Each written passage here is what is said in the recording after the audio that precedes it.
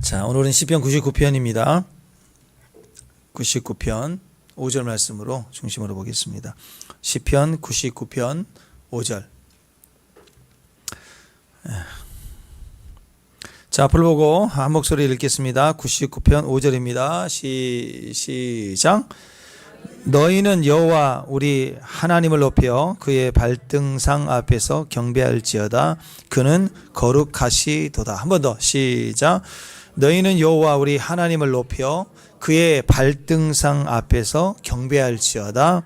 그는 거룩하시도다. 그는 거룩하시도다. 자, 오늘 말씀 제목이 하나님은 뭔가 다르다. 하나님은 뭔가 다르다인데요. 우리의 생각과 많이 다를 때가 있습니다. 누가복음 16장에 보면 부자와 거지 나사로 이야기가 나오죠. 그 내용을 보면 부자는 살아있는 동안 대단히 호강을 누리며 살았지만 죽어서 보니까 지옥에 떨어졌다. 그리고 그 불쌍한 거지는 그 부자 집 앞에, 대문 앞에 얻어먹고 사는 불쌍한 거지는 평생을 불쌍하게 살았지만 죽어서 천국 갔다. 그런 이야기입니다. 그 내용을 보면은 부자는 악하고 아주 나쁜 사람이다 이렇게 표현되어 있지 않죠. 그냥 부자였던 거예요. 자기의 어떤 미래의 계획을 가지고 사는 부자의 모습으로 나와 있습니다. 그러니까 웬만하면 천국 갈 것 같은 사람인데 지옥 갔다는 거예요. 그리고 거기에 나와 있는 거지 나사로는 착하고 의롭고 그런 거 별로 안 나왔어요. 그냥 불쌍하기만 했어요. 그래서 우리 생각에는 천국 갈 만한 공로가 있었나? 없었다는 거예요. 그런데 죽어서 천국 갔다. 그냥 부자는 아주 못되고 악해야 되잖아요. 또 이 거지 나사로는 굉장히 가난하지만 거지죠. 가난한 게 아니라 거지예요. 그런데 참 의롭다. 진실됐다. 그러면 좀 이해가 되는데 그 본문에는 그렇게 안 나와 있어요. 그냥 거지예요. 그리고 그냥 부자예요. 그래서 웬만하면 천국 갈 것 같은데 지옥 가고 또 천국 갈 만한 공로가 없는 것 같은데 또 천국에 가 있고 이런 모습들을 우리가 보게 되죠. 그래서 우리 생각과 뭔가 다르구나 싶을 때가 있다라는 것입니다. 우리 삶 속에서도 어떤 사람은 한 대 콱 맞았으면 좋겠는데 막 형통해요. 그리고 누구는 좀 한 번 정도는 그래도 이 정도 한 번 정도는 좀 돌파하게 해주셔야 되지 않은가 싶은데 더 겹쳐요. 더 겹쳐. 어려움이 더 겹쳐. 그 옆에서 지켜보기도 너무 마음이 아플 때가 있어요. 보면은 하나님은 뭔가 좀 다른 것 같아요. 우리 생각과. 어떤 주일학교 선생님이 아이들에게 질문했어요. 너희는 부자와 거지, 나사로 두 사람 중에 어떤 사람이 되고 싶니? 그랬더니 한 아이가 선생님 저는요 살아서는 부자같이 죽어서는 나사로같이.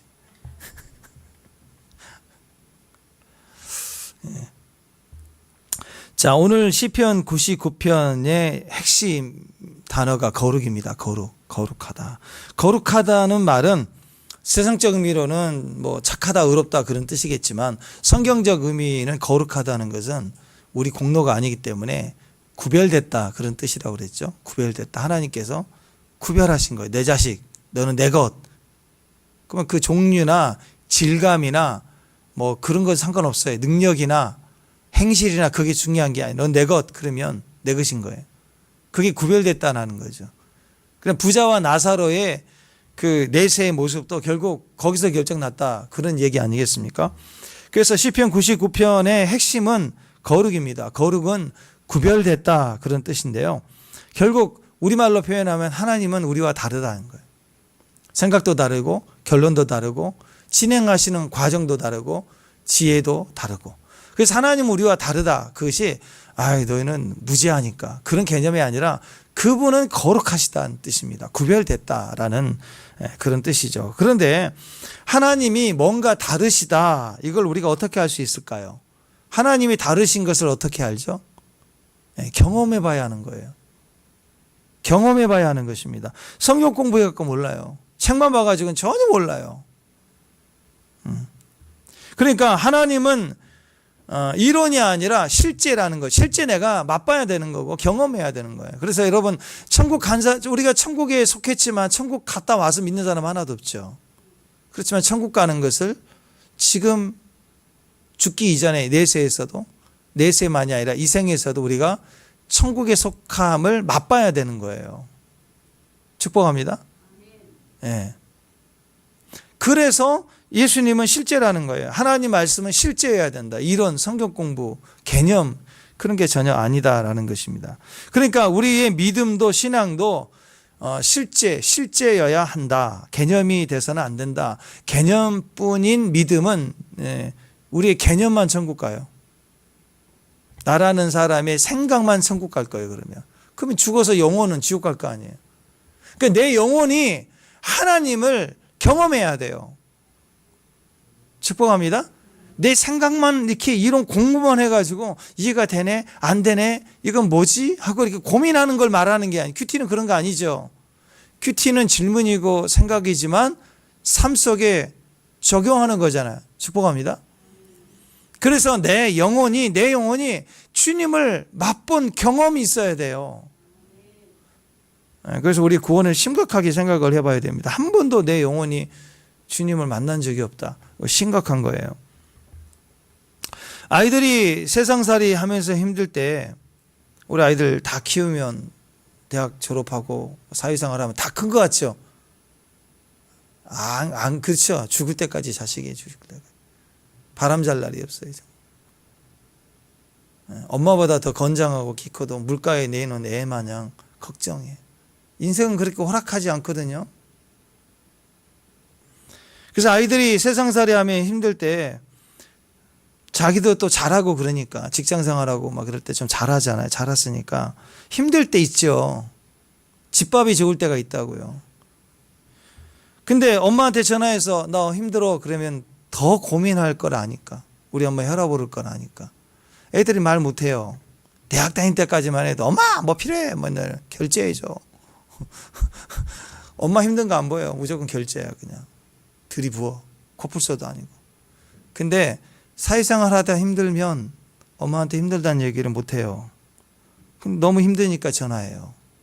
안부 전화하듯 전화해요. 그러면서 그냥 엄마 그래 엄마 힘들어요를 못해요. 엄마. 근데 엄마라고 부르는 그 뉘앙스 속에는 나를 만나주세요. 엄마가 필요해. 그 엄마의 얼굴을 구하는 거죠.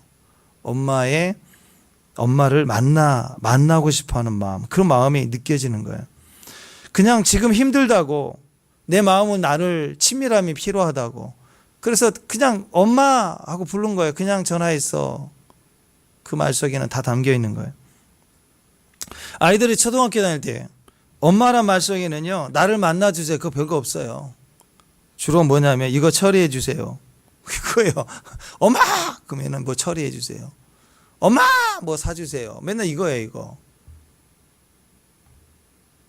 그러니까 얼굴보다 손길이 필요한 거예요, 엄마의 손길이.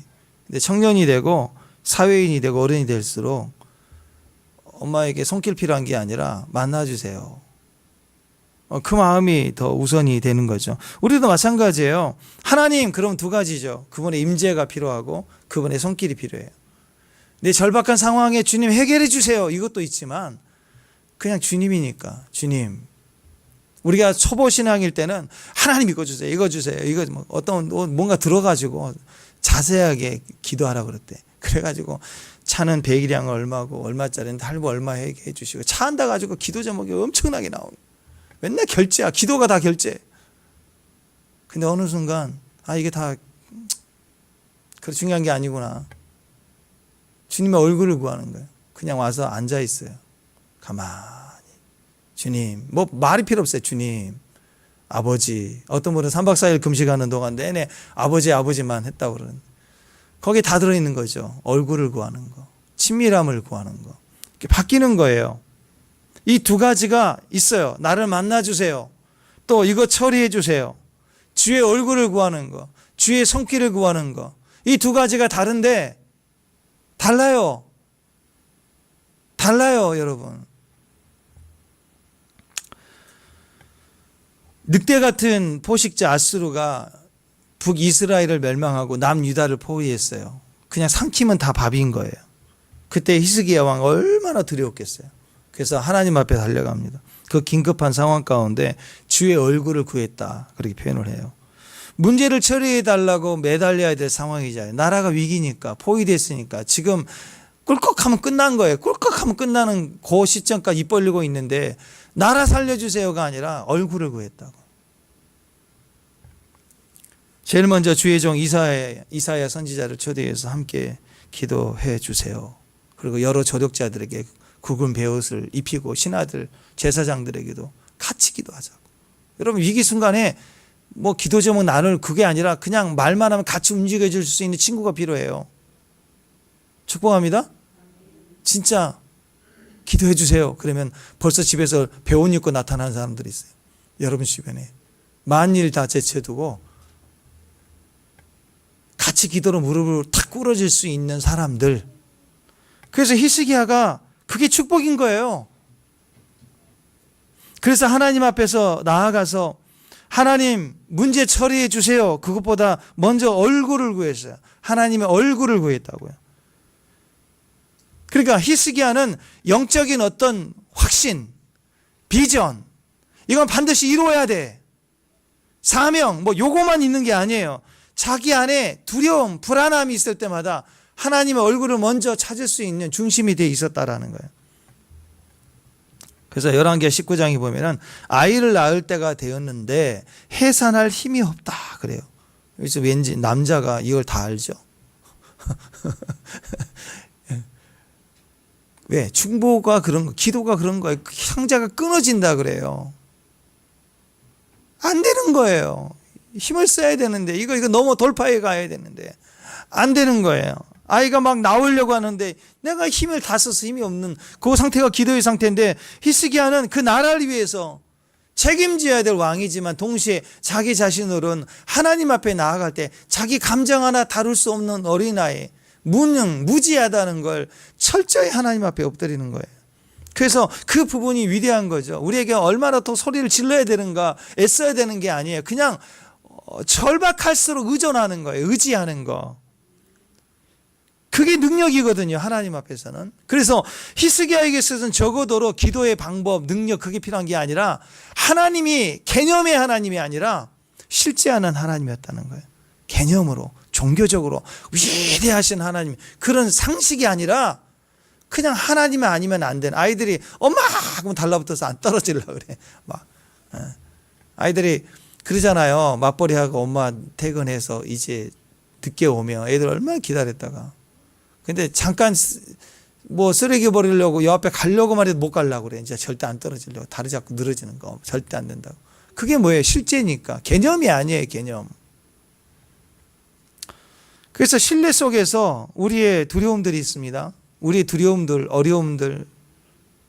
근데 우리가 신뢰 속에서 그 두려움들을 풀어가는 거예요. 그게 기도예요. 그래서 기도는 단번에 무슨 번갯불 같이 콩 볶아 먹는 그런 거 아니에요.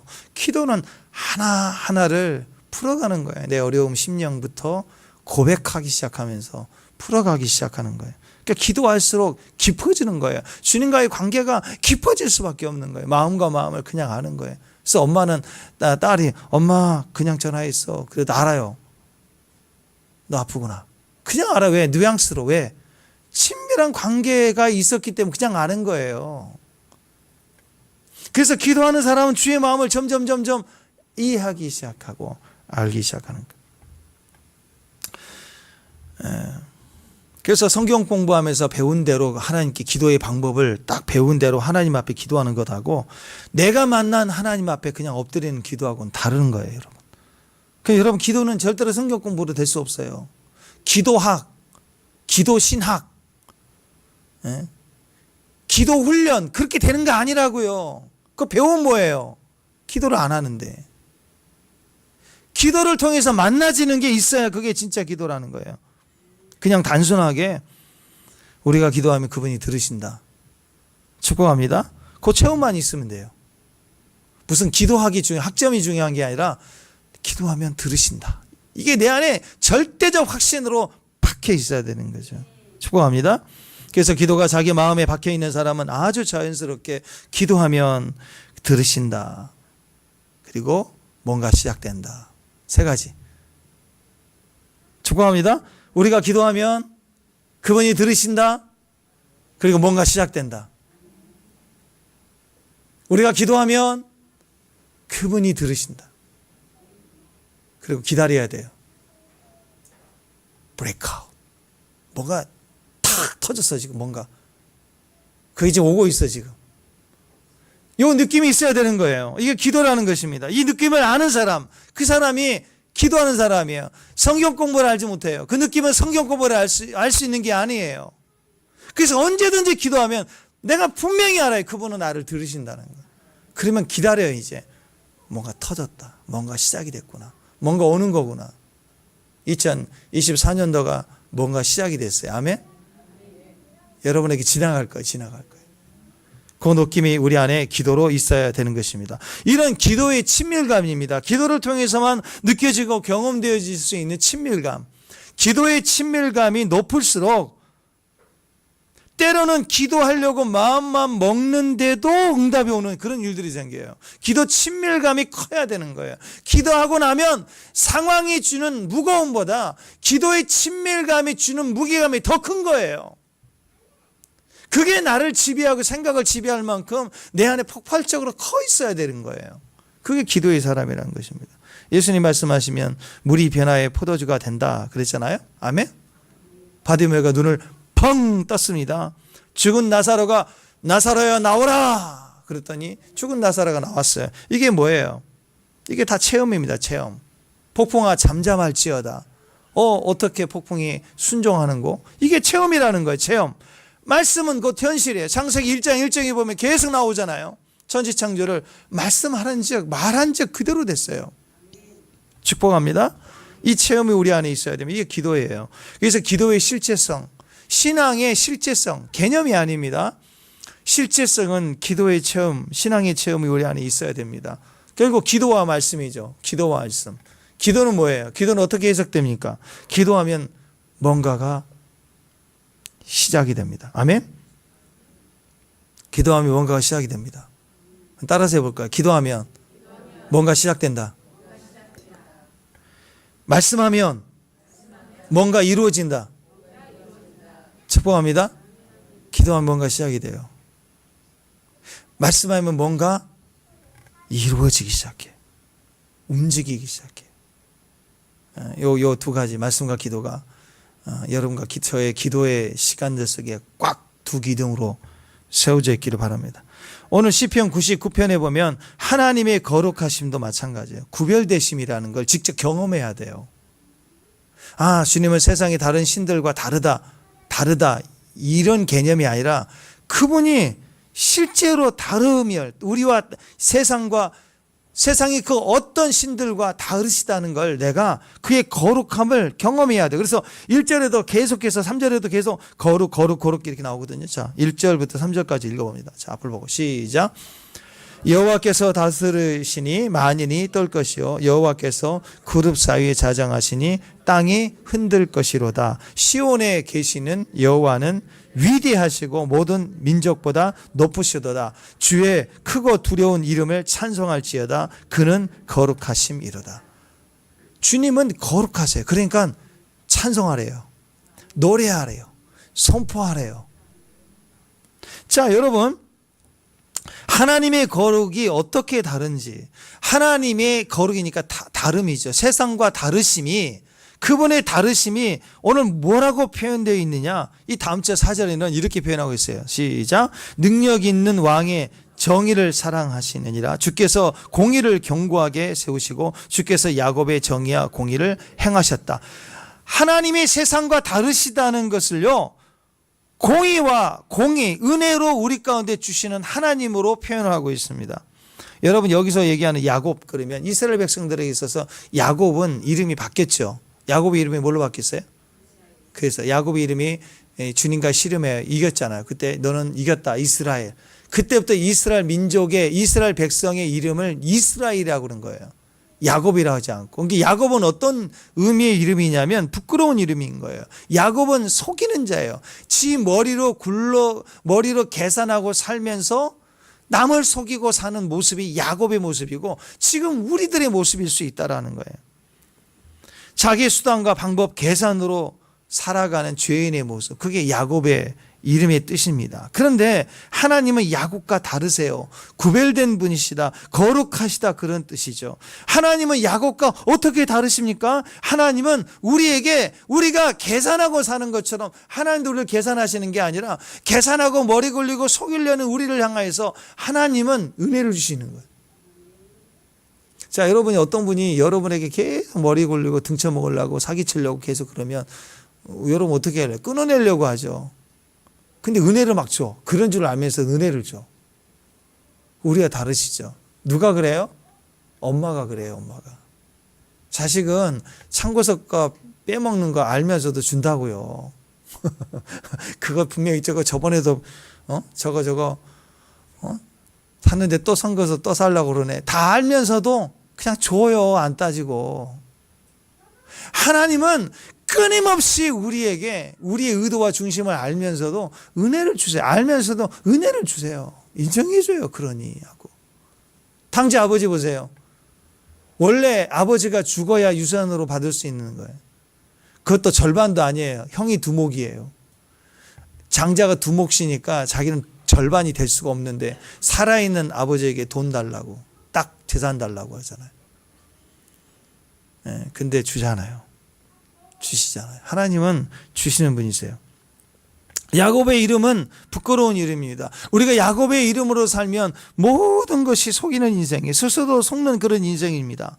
근데 하나님은 야곱과 다르시죠. 우리와 달라요. 그분은 은혜를 주시는 분이십니다. 하나님은 항상 우리에게 은혜를 줘요. 야곱은 속이는 자, 우리는 속이는 자예요. 하나님은 우리에게 은혜를 주시는 분이세요. 그래서 우리와 다르시다라는 뜻입니다. 은혜가 뭐라고 그랬습니까? 은혜는요, 자격 없는 자에게 위로부터 값없이 주는 거예요. 계산하지 않고, 계약서 쓰지 않고, 사인하자라고, 도장 찍어라, 몇 프로 떼겠다, 아무 의미 없어요. 그냥 주시는 거, 값없이 그냥 주는 게 바로 그것이 은혜입니다.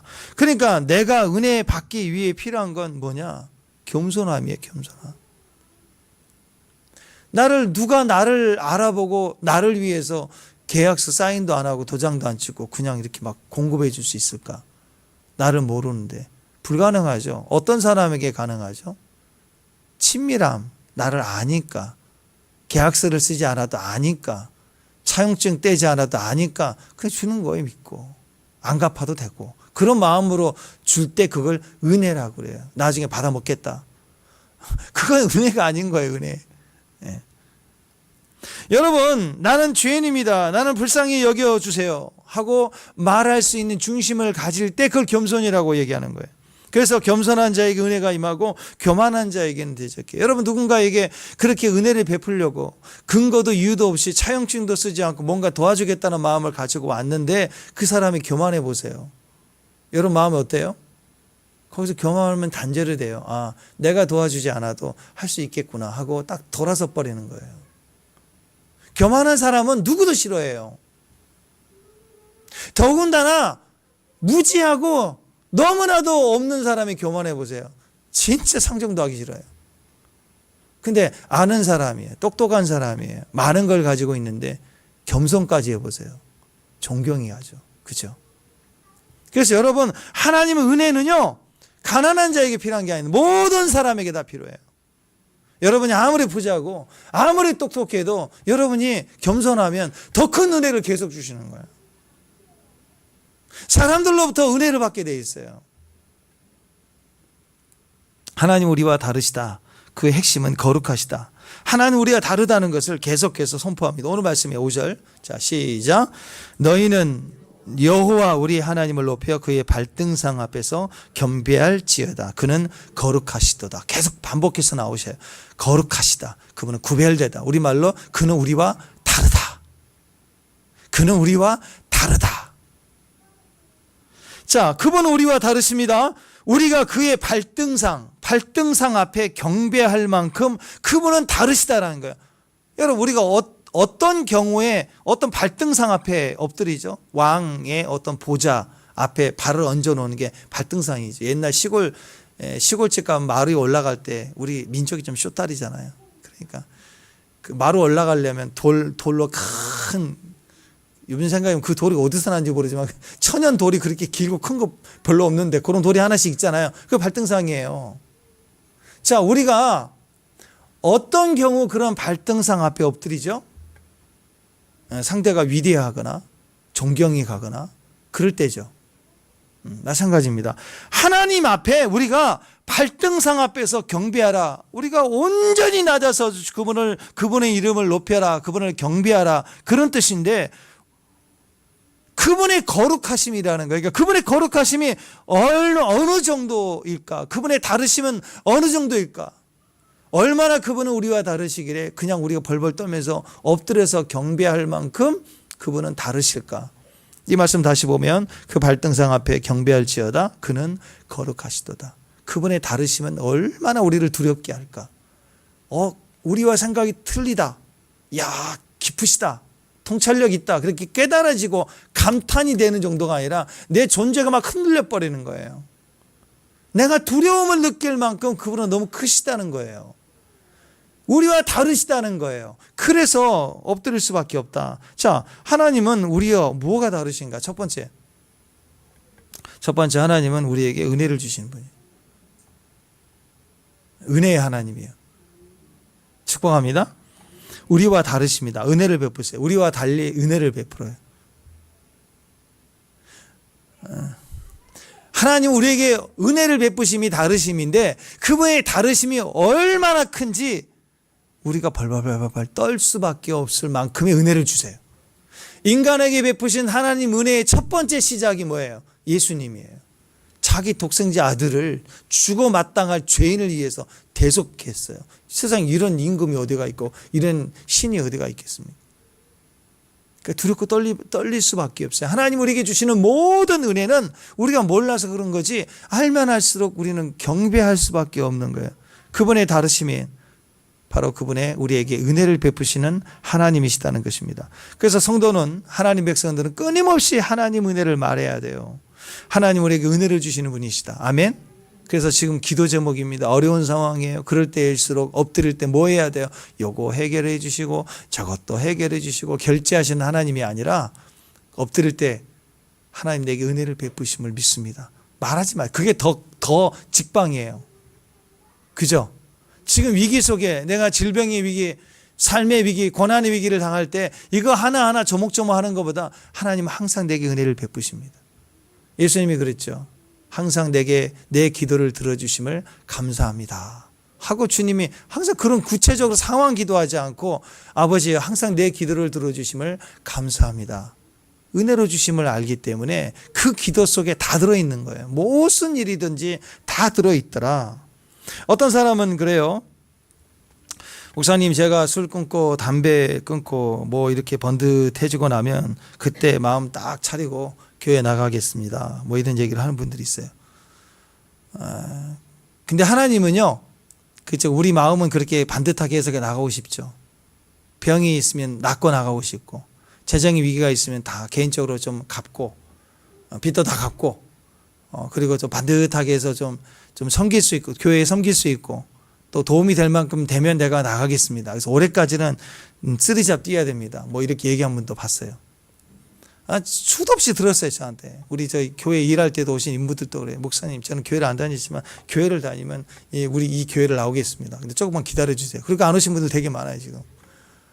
근데 항상 우리 마음은 그래요. 저는 술 끊으면 나오겠습니다. 뭐 담배 끊으면 나오겠습니다. 뭐 이렇게 가는데 오늘 보세요. 하나님은 어떤 하나님이에요? 은혜를 주시는 하나님이에요. 그 말은 뭐예요? 있는 모습 그대로 나오라. 오늘 그거 설명하고 있습니다. 우리는 어떤 상황에서도 어떤 모습을 가지고 있을지라도 지금 나오라. 하나님은 거룩하시다. 아멘. 하나님은 거룩하시다. 하나님은 구별됐고요. 하나님 우리와 다르십니다. 하나님은 은혜를 베푸시는 분이에요. 그러니까 지금 나오시라는 거예요. 지금. 무슨 일이든지 지금 있는 모습 그대로. 하나님 그래서 하나님은 다르시다는 것을 우리에게 말씀하고 있어요. 하나님은 달라요. 하나님은 자기가 없는 자를 부르시는 거예요. 없는 사람을 부르고 자기가 없는 사람을 부르고 내 소유가 없는 사람을 부르고 내 몸에 건강이 없는 사람을 부르고 몸에 온갖 죄인만 있는 죄인을 부르시는 분이에요. 왜? 그럼 있는 모습 그대로 부르시는 분이시니까. 이게 복음이지 않습니까? 자격 없어요. 조건도 안 돼요. 아직 술도 담배도 못 끊었어요. 여전히 부족하기만 해요. 나는 여전히 무지하기만 해요.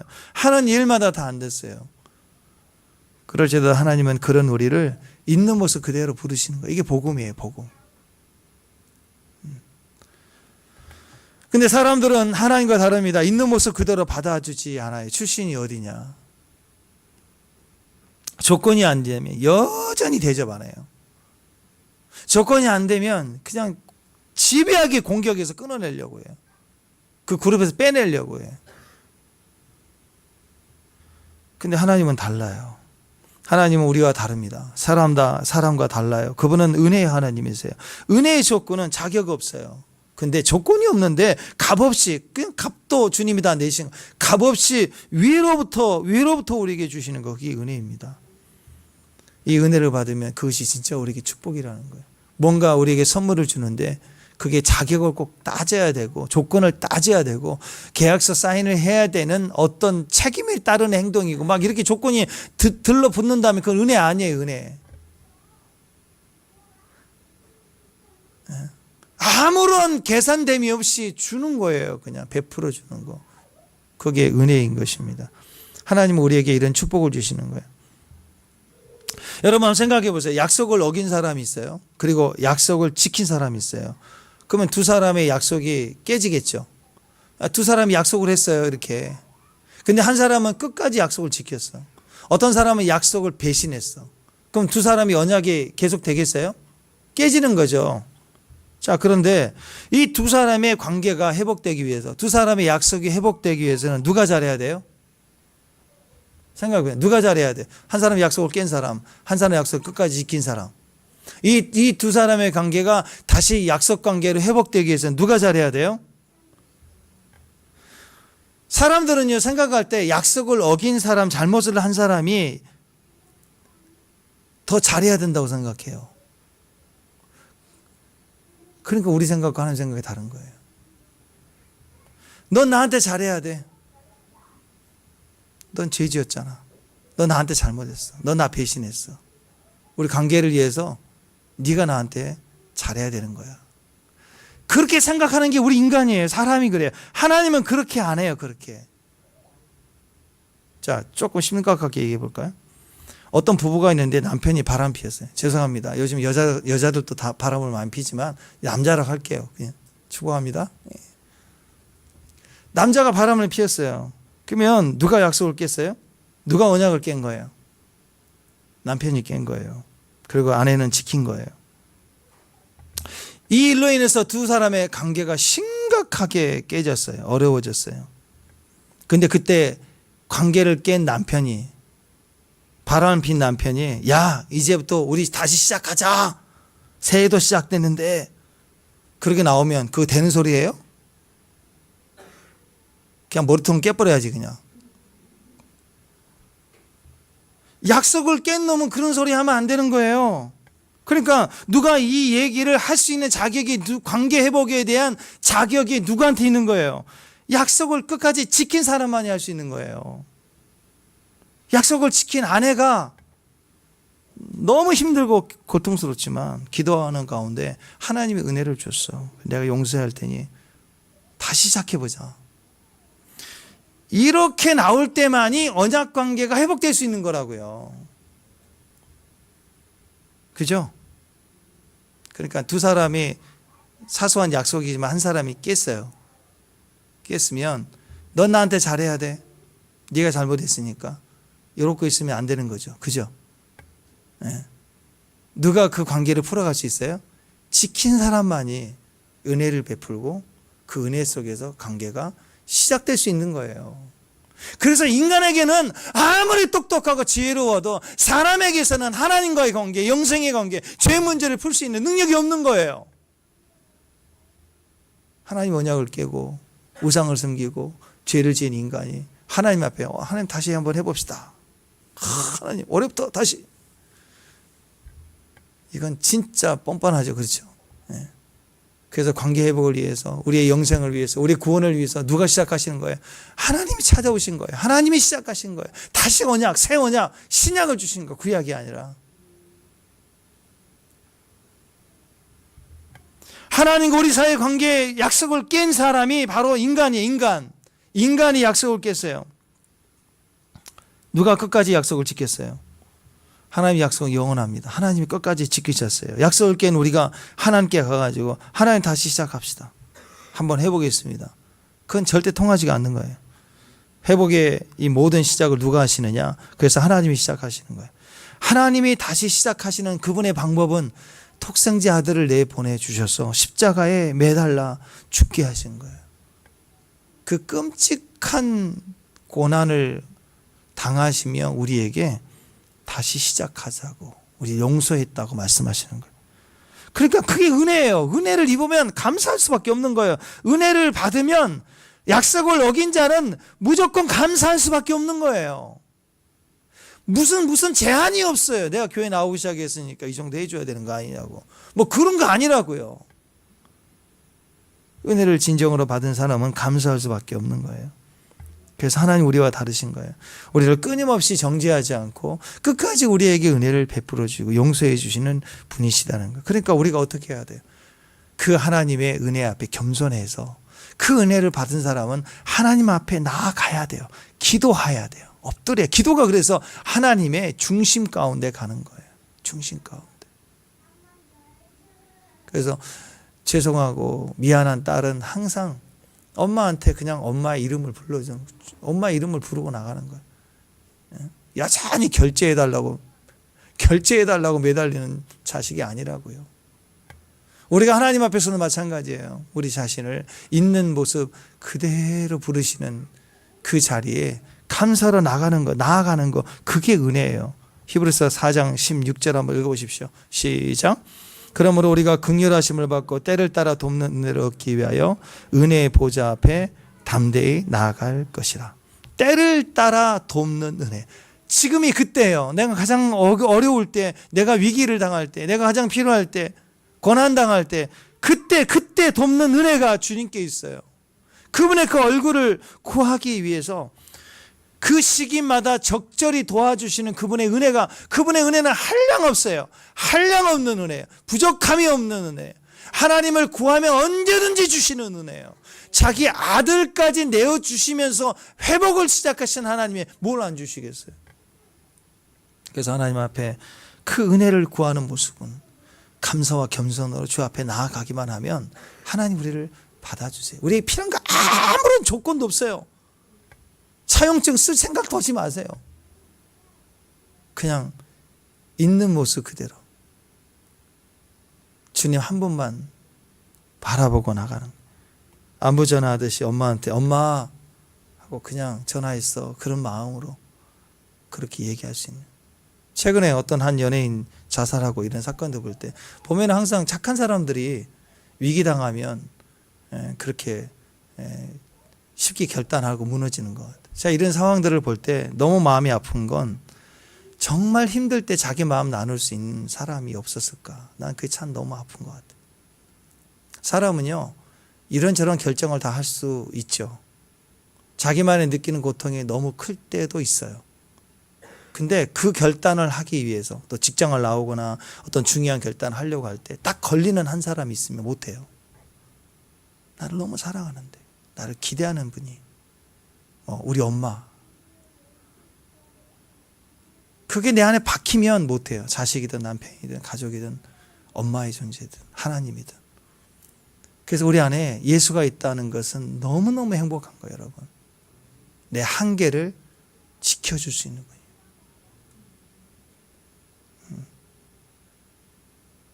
있는 모습 그대로, 있는 모습 그대로, 있는 모습 그대로 오세요.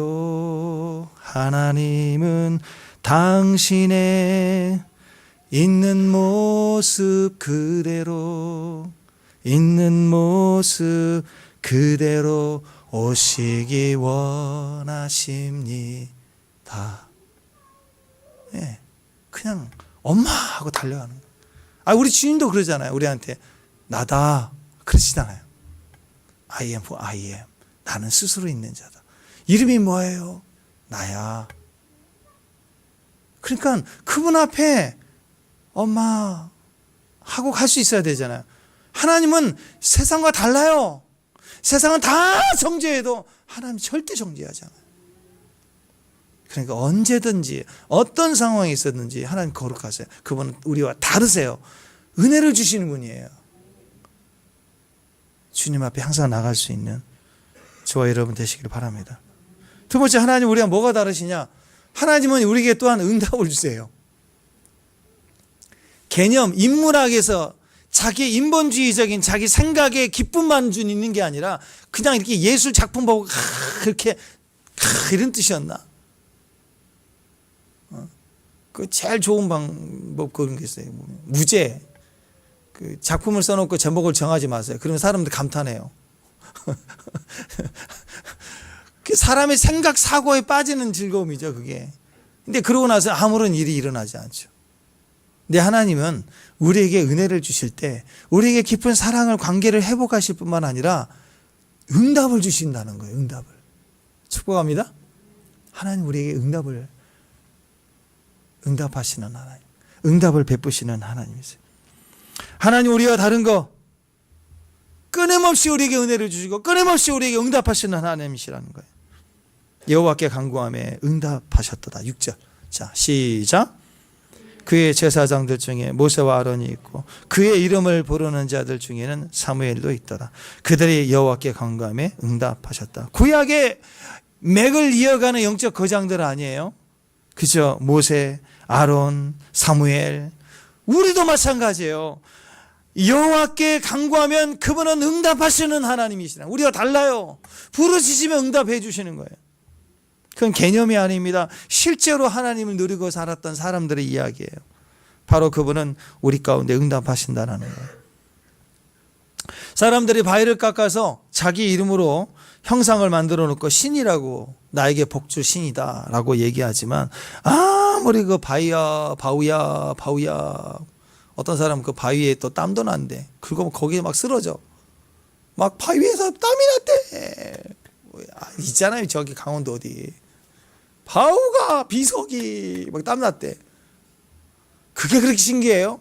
그리고 자기 삶 속에 아무 일도 없어요. 그러고 나서 지옥 가는 거예요. 그게 뭐가 중요한데? 사람은요, 아무리 매달려도, 돌에 매달려도 그 바우가 우리에게 대답을 하냐고요. 이건 전부가, 종교는 전부가 개념이에요. 개념. 이론입니다. 이론. 거기에 그럴 거라고 상상하는 거예요. 한 번도 그 개념이 우리에게 말을 하지 않아요. 가짜니까. 인격은 말하게 돼 있어요. 벽을 보고 얘기해 보세요. 벽이 대답하나? 안 하죠. 근데 인격은 부르면 대답하게 있어요. 인격은 우리를 찾아와 우리를 부르는 거예요. 실제로 실제하시는 하나님이시기 때문에 우리에게 그분은 반드시 응답이 있다라는 거예요. 그래서 여러분, 이단들을 보면 이단들이 가짜인 게, 이단들의 교리를 보면은요, 가르치고 배우는 건 엄청 많아요. 근데 질문을 안 해. 대화가 없어. 가르친 대로만 암송해서 가야 돼. 생각해보고 묵상해보고 주님 그러시죠 하고 인격적 교제를 하거나 그런 경험이 없어요. 대화를 못하게. 질문 몇 번 하면은 충격받으니까.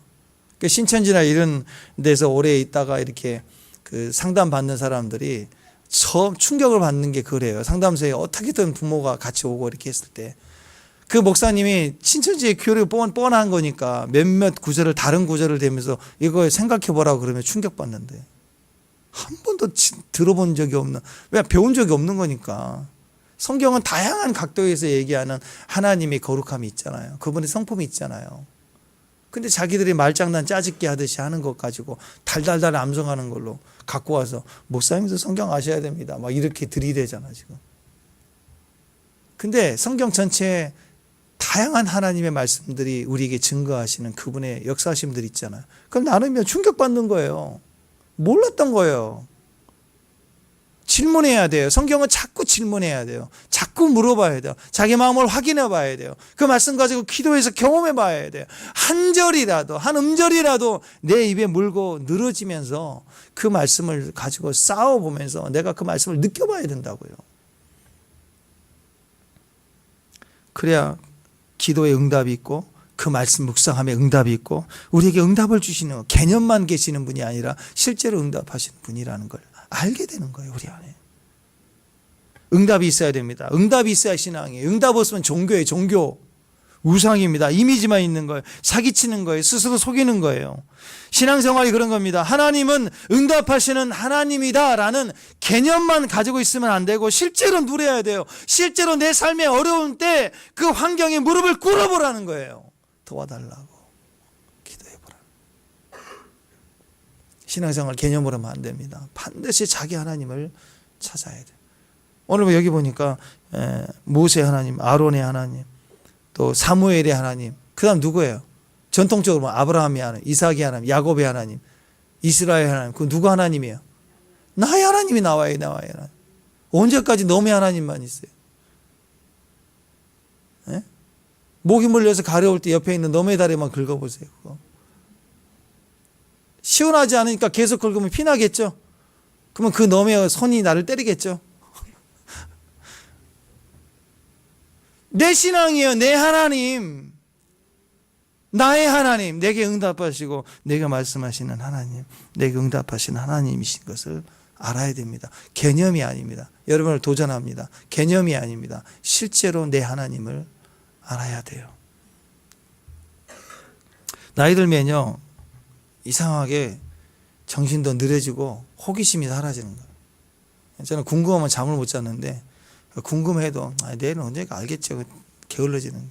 호기심이 사라지는 거예요. 이거 뭐야? 이게 없어. 아이들 보세요. 이제 막 눈 뜨고 세상 보면 글자 읽기 시작하면 지나가는 모든 간판, 뭐 숫자 다 막 암송까지 해. 그게 뭐라고? 차 남바까지 다 암송을 하고 배기량이 뭐 2000이 넘는다는 뭐 이런 얘기를 해가 그걸 찾아보고 막 웃겨. 정말 애들이요. 호기심 때문에. 애들은 그렇습니다. 그런 도전들, 모험들이 있죠. 아이들 보면 지나가다가 저게 뭐야? 저게 뭐야? 저거 새야. 그럼 또 묻죠. 새야? 그럼 그렇군 그래야 되는데 새는 어떻게 새야? 뭐 이상한 질문해 애들이. 왜 새인데? 왜 새야? 그 대답을 해줘야 돼요. 그냥 날개가 있고 그냥 이렇게 푸드덕 하고 나는데 저게 뭐 깃털이 있잖아. 그게 날개야. 막 이러면서 또 날개가 있는데 너 치킨은 못 날아. 그런 것도 얘기해줘야 돼요. 계속 질문하니까.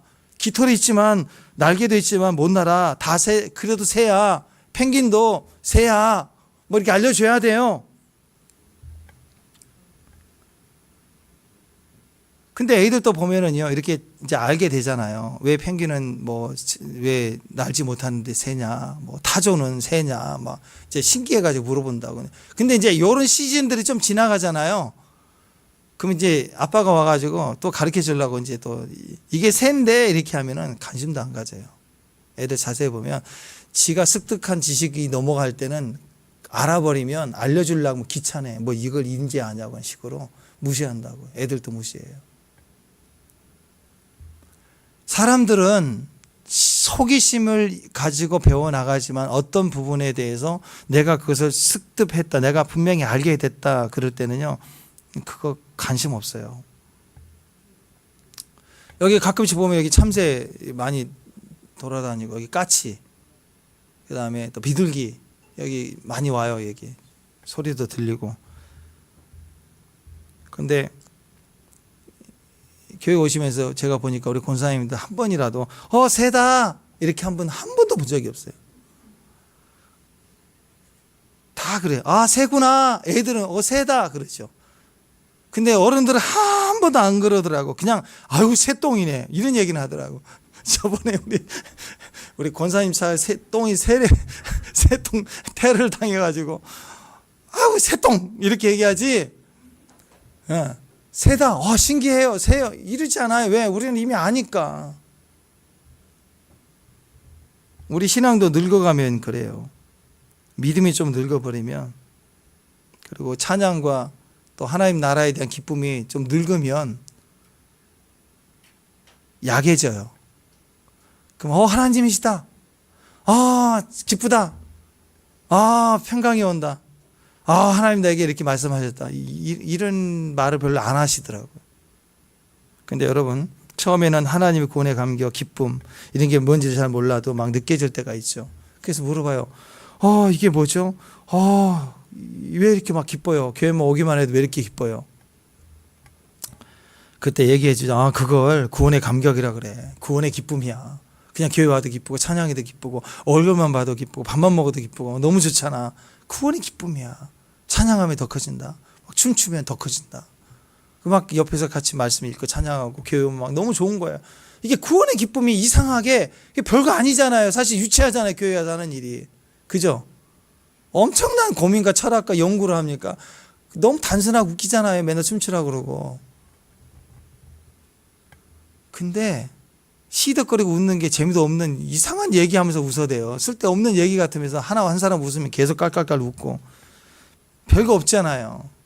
근데 그게 구원의 기쁨이에요. 우리 안에 있는 영이 함께할 때 부어주시는 기쁨이 넘치고 감사가 솟아나고 막 내 안에 기쁨이 샘솟듯 솟아나는 것입니다. 근데 조금 지나면 구원 이렇게 단어만 얘기해줘도 이미 아는 거래요. 구원 그건 하나님 우리의 선택하심이야. 이렇게 말을 툭 던져주고 자기는 감격이 없어. 이제 은혜 받는 사람은 너무 행복해서 이게 뭐예요? 근데 가르쳐 준 사람은 구원이야. 그 선택이야. 나도 옛날에 그랬어. 별로 감동 없이 툭툭 던져줘. 그 위대한 말을 가볍게 던져주는 거야. 왜? 좀 알았다 이거예요. 식상해졌다는 거예요. 그러면 우리도 모르게 하나님의 나라가 실제가 아니라 점점 개념화 돼가고 있어요. 종교가 돼가고 굳어지겠죠. 그러면 오늘 이 말씀에 대한 내용에서 심각한 우리는 결핍을 경험하기 시작해. 하나님이 점점 어느 순간 실제 하신 하나님이 아닌 하나님이 되어져 가기 시작하는 거예요. 오늘 메시지가 그래요. 하나님 응답이 뭐예요? 응답은 개념이 아닙니다. 실제로 우리에게 말씀해 주심이에요. 예를 들어서 지진이 많은 일본 사람들 보면 갑자기 막 땅이 요동하고 흔들릴 때 그때 우리가 생각하는 것보다 훨씬 공포가 크대요. 일본 사람들 얘기를 들어보니까 항상 이 죽음, 두려움 이게 눌려 있어요. 정서적 속에. 그래서 일본 애니메이션, 웹툰이나 뭐 영화 보면은 뭔가 좀 4차원 같은 게 있었고 뭔가 우중충하고 우울하고 무섭고 그 문화가 내면에 있다고요. 그래서 그게 늘 잠재져 있다 보니까 지진이 났다 그러면 지진 났구나 이렇게 느낌이 아니라 그 공포가 엄습해오는 감정이 훨씬 큰 거예요.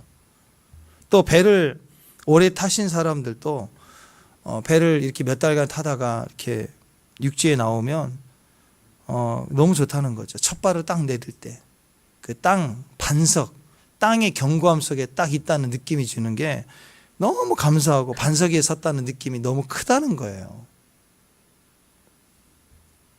다윗의 삶이 그랬죠. 다윗의 삶이 항상 꼬였어요. 젊을 때 도망 다녔습니다. 늘 요동하고 흔들렸습니다. 불안하고 잡히면 죽으니까 도망자의 삶 가운데 불안할 수밖에 없었죠. 그때 다윗이 외쳤던 건 하나님은 나에게 응답하시는 하나님.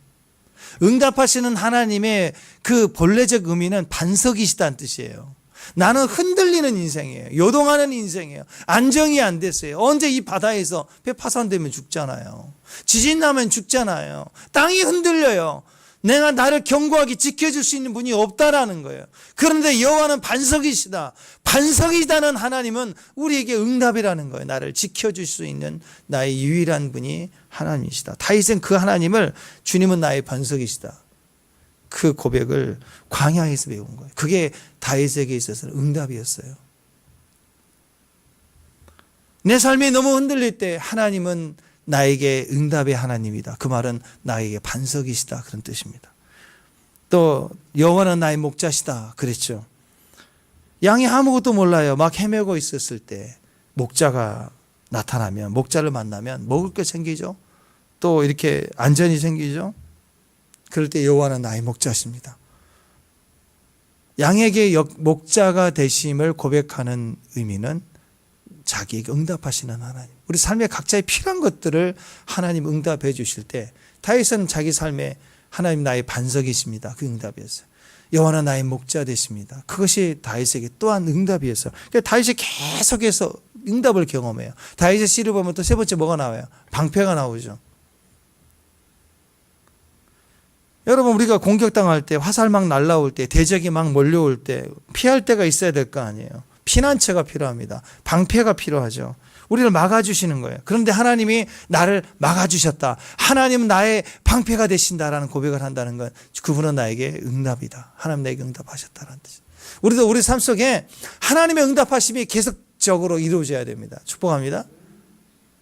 때로는 하나님 방패로 응답하시고, 하나님 목자로 응답하시고, 또 때로는 하나님 우리에게 반석과 같은 단단함으로 우리를 응답해 주시고, 이런 경험들을 통해서 응답의 하나님은 실제로 내 삶의 위기 속에 내가 하나님을 경험하는 삶을 통해서 하나님을 고백하게 되는 거예요. 그래서 우리가 하나님이라고 부를 때 그냥 하나님이 아니라 나의 하나님으로 고백될 수 있기를 바랍니다. 나의 하나님. 그럴 때 그 속에 많은 뉘앙스가 들은 게 있어요. 나의 하나님. 과거에 이런 과정에 늘 응답해 주셨던 하나님. 그걸 가득 엑기스처럼 내가 가지고 있으면서 고백하는 노래가 나의 하나님이에요. 기도가 나의 하나님이에요.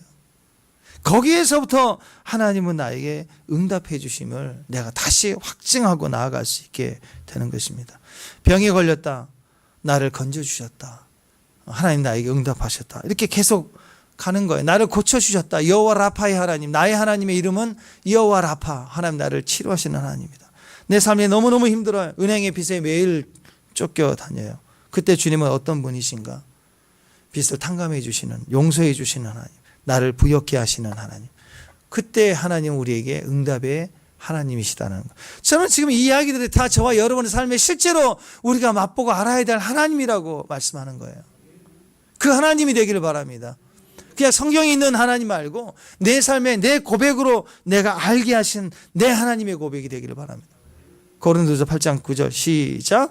우리 주 예수 그리스도의 은혜를 너희가 알거냐, 부욕케 하신 자로 너희를 위하여 가난케 되시면 그의 가난함으로 말미암아 너희를 부여하게 하려 함. 실제로 내게 응답하신 하나님이 우리를 부욕케 하세요. 때로는 이런 경우, 하나님이 돈을 주셔서 빚을 갚게 하실 때도 있지만요, 내가 노력해서 저축해서 갚아나가는 게 아니라 그냥 갚아져요. 갚아진다고. 노력해서 저축해서 대출받아서 땅을 사는 게 아니고 때로는 땅이 생겨요. 온다니까요. 자, 오늘 저녁에 또 우리가 2024년도 이야기 연적 흐름들을 얘기할 텐데, 새해에는요 문이 열려요. 그리고 그 문이 열리는 사인들 가운데 이동들이 있어요. 직장을 옮기고 뭐 이사를 하고 뭐 이렇게 뭔가 움직임이 있을 거라고요. 그래서 선교도 가고. 그게 의미하는 것은 우리에게 그것을 할 수 있도록 도와주시는 부여를 경험하게, 재정을 경험하게, 또 몸이 아프면 나아야 갈 수 있잖아, 움직일 수 있잖아요. 그래서 새해에 이런 일들이 막 일어날 거예요. 보세요. 그때 우리는 기억해야 됩니다. 하나님의 응답을 현장에서 경험하는 사람들. 오늘 하나님을 내가 실제 하는 나의 하나님으로 경험해야 될 때가 오래예요. 오래. 그래서 여러분 기도하셔야 됩니다. 나의 하나님을 만나야 돼요. 하나님의 거룩은 우리의 거룩과 달라요. 거룩은 행실, 우리의 어떤 의로운 행실만을 말하는 게 아니라 구별됨입니다. 하나님 우리와 다르시다는 거예요. 어떻게 다르시는가? 하나님 우리에게 응답하시는 분이에요. 우리에게 은혜를 주시고 우리에게 응답하시는데, 그 응답이 개념이 아니라 실제이기 때문에 여러분의 실제 삶에 이동들이 일어나요. 이동함이 있다고요. 여러분 이동하든지 뭔가 이동이 오든지.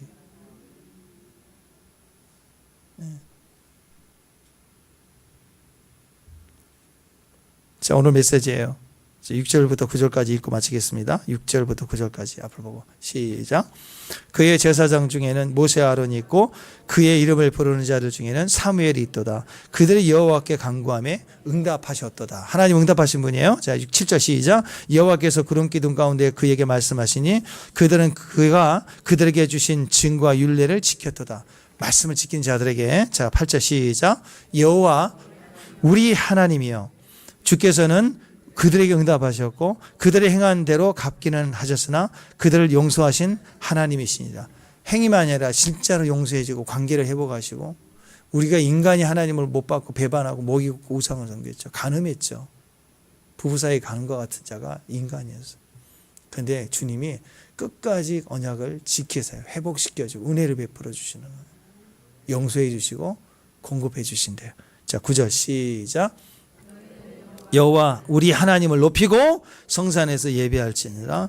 우리 여호와 우리 하나님은 거룩하심이니라. 예. 얼마나 우리와 다르시는가. 예. 언약의 실패자, 배신자를 다시 시작하자 하고 회복해 주시는 분이신데 자기 아들을 내주고 우리를 회복시켜 준 거예요. 그러니까 그 사랑 앞에, 그 은혜 앞에, 그분의 응답 앞에서 우리는 떨 수밖에 없는 거예요. 두려울 수밖에 없는 거예요. 그 사랑이. 이걸 아주 집약해서 얘기해 보면, 좀 생각해 보세요. 여러분이, 부모님이 여러분에게 좀 보자 해서 100만 원 줬어. 저쪽 기분이 1000만 원 줬어. 어디다 써라 얘기도 안 하고 1000만 원 줘. 그냥. 좀 묵직하죠? 1억을 줬어. 말이 좀 안 나오죠? 10억을 줬어. 아, 이 돈이 어디서? 그냥 묻지도 않고 따지지 않고 자기 아들을 내어줬어. 이게 무서운 거예요, 여러분.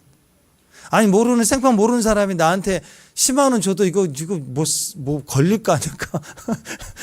그렇잖아요. 요즘 뭐 하나 써달라고 하면 위험하잖아요. 무섭죠. 이 세상이 어떤 세상인데. 하나님이 우리의 관계를 회복하기 위해서 그분 전부를 쏟아내신 거예요. 그래서 그분을 예배할 만해요, 우리가. 경배해야 되는 거예요. 올해는 그래서 그냥 받으세요. 그분이 우리에게 행하시고 우리에게 실제로 응답하시면 그냥 받으세요. 막 계획하고 머리 짜고 계산하고 이렇게 빠지고 저렇게 치고 이렇게 올렸다가 복잡해요. 하나님 다르게 복잡하지 않아요. 그냥 믿으시고 받으시고 내 삶에 실제하신 하나님으로 고백하시고, 그러기 위해서는 하나님을 개념으로 섬기지 마시고 내가 진실로 믿습니다. 믿음 안에 겸손한 마음으로 주 앞에 나가는, 응답하시는, 은혜를 베푸시는 하나님 앞에 서는 저와 여러분 되시기를 주님의 이름으로 축원합니다. 기도하겠습니다. 은혜와 자비가 풍성하신 하나님, 올 한 해 주님의 넓으신 사랑과 은혜로 부족한 저희들, 범죄한 저희를 친히 인도해 주시고 안전과 보호로 지켜주심을 감사합니다. 이제 새로 허락하신 2024년도도 온전히 주의 손에 다 맡깁니다. 내가 판단하고 계산하지 않겠습니다. 주께 맡기오니 주님이 다스려 주시고 주께서 우리에게 부탁한 주의 사명도 충성할 수 있도록 하나님, 우리 교회, 우리 가정들, 우리 자녀들, 또 그 기업 위에 하나님 성령의 기름 부음을 충만하게 부어 주시옵소서. 주의 크신 은총으로 말미암아 100배로 결실할 수 있는 귀한 종들 되게 하옵소서. 오늘 세상과 다르신 우리 하나님, 항상 은혜를 주시는 하나님, 응답해 주시는 하나님, 그 하나님으로 저희가 복을 얻어서 모든 존귀 영광 오직 하나님께 영광하며 주님 앞에 결실로 설 수 있는 귀한 종들 되게 하옵소서. 이제는 우리 주 예수 그리스도의 은혜와 하나님 아버지 사랑하심과 성령님의 임재와 기름 부으심이 오늘 함께 예배하는 우리 기쁨의 교회의 머리 위에, 가정 위에, 특별히 우리 자녀를 머리 위에 이제부터 영원토록 함께 계실지어다. 아멘.